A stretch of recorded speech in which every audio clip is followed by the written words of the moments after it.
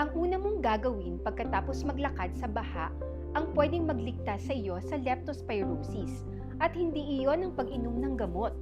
Ako si Dr. Daisy Tagarda, isang infectious diseases specialist at welcome sa Belkin's Real Talk with Doc.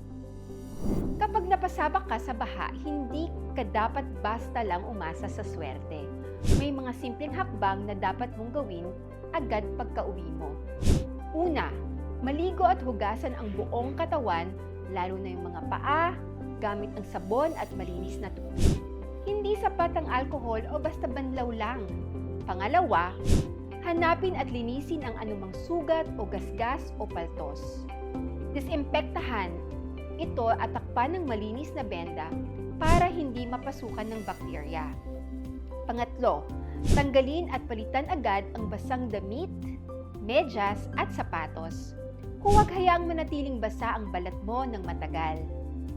Pang-apat, huwag munang hawakan ang mata, ilong, bibig hanggat hindi ka pa nakakapaghugas ng kamay. Panglima, kung matagal kang nakababad o may sugat ka, kumonsulta sa doktor.